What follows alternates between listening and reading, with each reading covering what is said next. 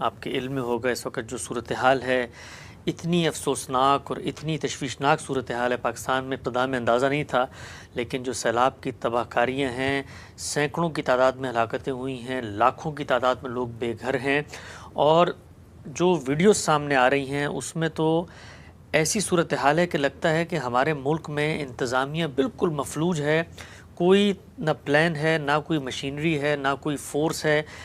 دعوے ایک طرف ہم ایسے کرتے ہیں کہ جی ہندوستان بھی فتح کر لیں گے اور افغانستان میں بھی ہماری حکومت اور ایٹم بم بھی ہم نے بنا لیا، لیکن اتنی پست اور اتنی دیگرگوں صورتحال ہے کہ لوگ پھنسے ہوئے ہیں گھنٹوں گھنٹوں پانی میں، اور بچے اور بوڑھی عورتیں اور بوڑھے لوگ وہ تیر رہے ہیں، لیکن کوئی پرسان حال نہیں ہے۔ کیا پیغام دیں گے اس قوم کو اس دکھ اور درد کی حالت میں؟ کیا کرنا چاہیے؟ یہ کوئی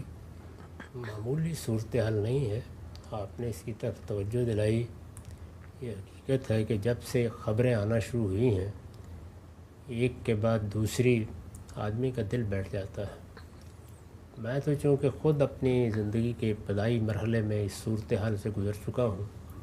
مجھے اندازہ ہے کہ جس وقت یہ سب کچھ ہوتا ہے اور آدمی کو اپنا گھر چھوڑ کے نکلنا پڑتا ہے، بے گھر ہوتا ہے، یہ کیسا المیہ ہے۔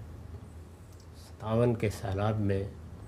میرے والدین نے بھی اپنا گاؤں اسی حالت میں چھوڑا تھا، تو اس لیے مجھے اس مصیبت کا اندازہ ہے۔ اللہ تعالیٰ سے دعا کرنی چاہیے، وہ ساری دنیا کا نظم چلا رہا ہے، ہم غریبوں پر بھی رحم فرمائے، کرم فرمائے، اس کی عنایت ہو اور وہ یہ بلا ٹال دے، ورنہ جس طرح کا سیلاب ہے، جس طرح پاکستان کا ایک بڑا علاقہ زیر آب آ گیا ہے، اس سے پہلے بھی یہ افتاد آتی رہی ہے، لیکن میرا خیال ہے عرصے کے بعد پھر ایک بڑا سیلاب آیا ہے، اور ہر جگہ اس کے اثرات ہم دیکھتے ہیں۔ اس سے جو کچھ ہوا ہے یہ اصل میں ہماری برہنگی ہے، یعنی عام حالات میں تو پردہ پڑا رہتا ہے کہ ہم نے اپنے شہروں کو، اپنے گاؤں کو، اپنے دیہات کو کتنا کچھ بہتر کیا ہے۔ اس طرح کا کوئی حادثہ ہو جائے تو لوگوں تک پہنچنے کے کیا اسباب فراہم کیے ہیں، اور اگر خدا نخواستہ کسی وقت حد سے بڑھ جائے معاملہ تو پھر بحالی کے لیے ہم نے کیا کچھ کیا ہوا ہے۔ تو یہ ساری چیزیں جتنی ہیں وہ اس موقع کے اوپر پردہ اٹھ جاتا ہے اور بے حجاب ہو جاتی ہیں، معلوم ہو جاتا ہے کہ آپ کی کوئی تیاری نہیں ہے۔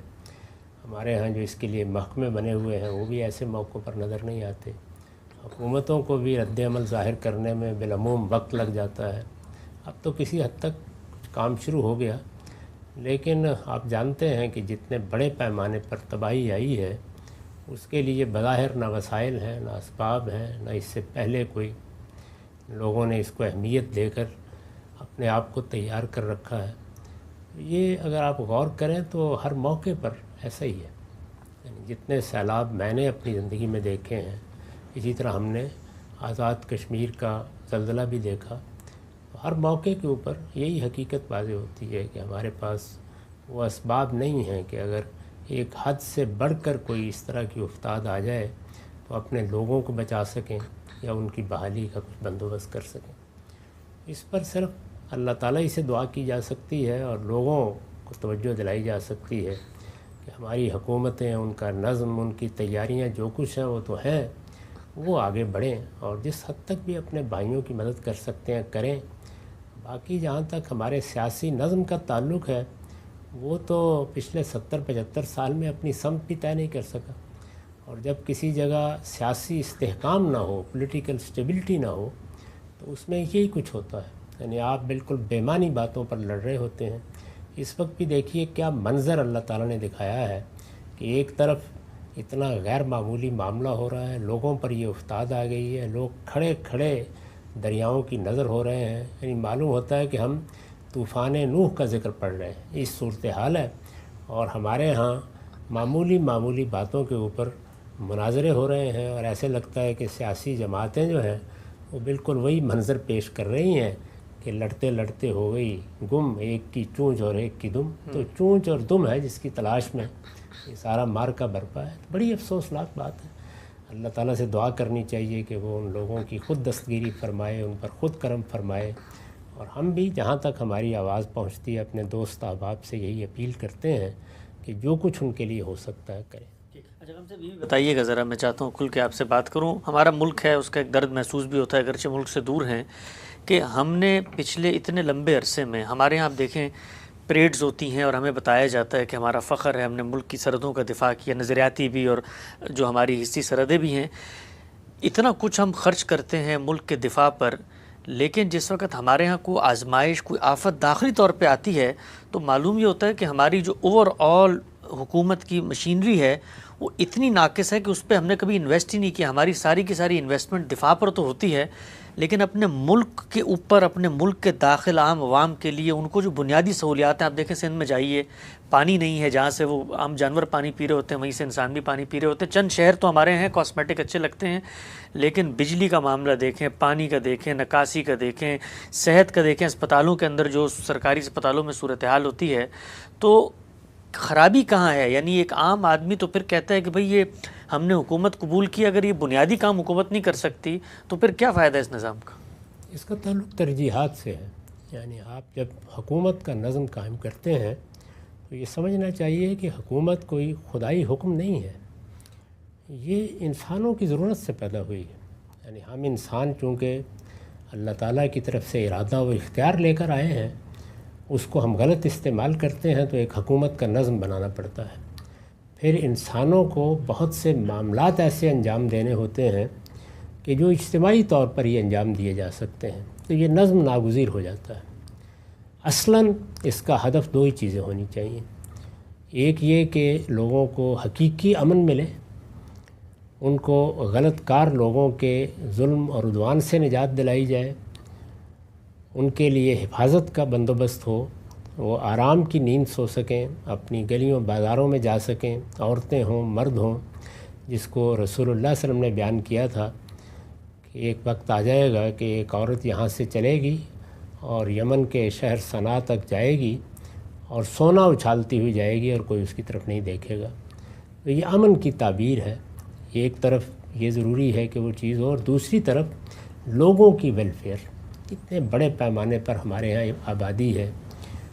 ایک چھوٹے سے ملک میں 22-23 کروڑ، بلکہ اب اس سے بھی زیادہ بڑھ رہی ہے۔ اتنی بڑی آبادی کو کس طریقے سے ایک ضابطے میں لانا ہے،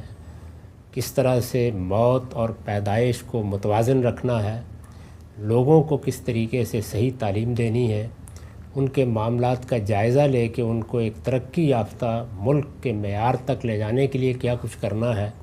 یہ ہماری اصل ترجیح نہیں ہے۔ اگر آپ غور کر کے دیکھیں تو ہم تو پچھلے 35-40 سال میں بدامنی کے حق میں بھی یہ جواز پیدا کرتے رہے ہیں کہ یہ ہم اپنے بقا کی جنگ لڑ رہے ہیں، اس میں اتنا کچھ نقصان تو ہوا ہی کرتا ہے۔ تو امن، لوگوں کی سلامتی، ان کے جان مال آبرو کی حفاظت اور ان کی بہبود، ان کی رفاہیت کو سامنے رکھ کر ہمارا پورا نظم اجتماعی کام کرے، یہ ہماری ترجیحات میں نہیں ہے۔ تو ہم نے ایک سیکیورٹی اسٹیٹ کا نقطہ نظر اختیار کر لیا، اس کے لیے بھی کچھ دلائل ہیں لوگوں کے پاس، لیکن بہرحال وہ اختیار کر لینے کی قیمت ہے جو آپ کو دینی پڑتی ہے، اور وہ قیمت یہی ہے کہ آپ کے ہاں غیر متوازن طریقے سے چیزیں پیدا ہوتی چلی جاتی ہیں۔ ایک ایسا ملک کہ جو اپنے وسائل میں بھی اللہ تعالیٰ کی بڑی نعمتوں سے مالا مال ہے، اس میں لوگ بھی کچھ ایسے کم صلاحیت رکھنے والے پیدا نہیں ہوتے۔ اگر آپ غور کر کے دیکھیں تو ہماری قوم میں بالقوہ بڑی غیر معمولی چیزیں آپ کو نظر آئیں گی، لیکن انہیں ایک خاص ضابطے میں لانا، ان کی تربیت کا اہتمام کرنا، ان کے نشو و ارتقاء کے قاعدے بنانا، ان کو کسی منزل تک پہنچانا، اس کے لیے بڑی اجتماعی کوششوں کی ضرورت ہوتی ہے۔ وہ ہمارا نہ ہدف ہے نہ ہماری ترجیحات ہیں۔ ہم تو اصل میں ایک سیکورٹی اسٹیٹ کے تمام لوازم کو جب پورا کر لیتے ہیں، اس کے بعد دیکھتے ہیں کہ ہمارے پاس کچھ بچ رہا ہے تو اب لوگوں کے لیے بھی کچھ کر لیں گے۔ تو میرے نزدیک یہ ترجیحات کا مسئلہ ہے، جب تک ان ترجیحات کو ہم تبدیل نہ کریں اس وقت تک یہ ممکن نہیں ہے۔ ہمارے یہاں اس پر غور نہیں کیا گیا کہ یہ ملک ایک ایسی صورتحال میں وجود میں آیا تھا جس میں دوسری جنگ عظیم کے بعد 47 میں وجود میں آیا ہے۔ آپ جانتے ہیں کہ دوسری جنگ عظیم 45 میں ختم ہوئی ہے، تو دوسری جنگ عظیم کے بعد ایک عالمی نظم بنا دیا گیا تھا جس میں اتنا آسان نہیں تھا کہ ایک ملک دوسرے ملک پر چڑھ دوڑے. یہ آپ کے علم میں ہے کہ بنگلہ دیش کو مشرقی پاکستان سے بنگلہ دیش بنانے میں ہندوستان نے کیا کردار ادا کیا, اور یہ کوئی پس پردہ نہیں تھا. ہندوستان کی فوج وہاں داخل ہو گئی,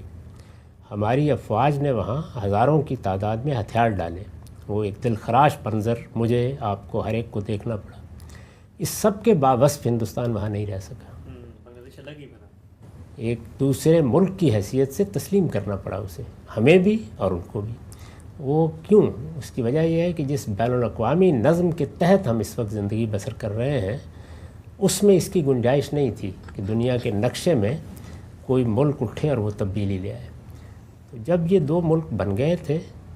تو یہ حقیقت ہے کہ بین الاقوامی نظم کا جو کچھ بھی تحفظ حاصل ہوا تھا وہ کوئی ابدی تو نہیں ہوتا, نہیں کہا جا سکتا کب ختم ہو جائے. اس سے فائدہ اٹھانے کا طریقہ یہی تھا جو آپ کے سامنے جاپان نے فائدہ اٹھایا, یہی طریقہ اختیار کیا کہ اس وقت کانفرنٹیشن میں جانے کی بجائے اور افواج بڑھانے کی بجائے اور اس طرح کے چیزوں کو ہدف بنانے کی بجائے کہ دائیں بائیں کہاں فتوحات ہو سکتی ہیں, ہم اپنا ہدف اس کو بنائیں گے کہ ہمیں اپنی اقتصادی حالت کو بہتر کرنا ہے اور اپنی قوم کو ایک ایسا آدرش دینا ہے جس کے تحت وہ دنیا کی قوموں میں سر اٹھا کے چل سکے. ہم نے یہ دیکھا کہ پھر اس کے بعد ان کے لیے وہ دوسری چیز حاصل کرنا بھی ممکن ہو گیا. تو صحیح ترتیب یہی ہے کہ آپ کا اصلی ہدف امن ہونا چاہیے, لوگوں کی سلامتی ہونا چاہیے, ان کی بہبود ہونا چاہیے, ان کی رفاہیت ہونا چاہیے. اس کو آپ حاصل کریں. اس طرح کی ایمرجنسی کی صورتحال نہیں تھی کہ جس میں دائیں بائیں سے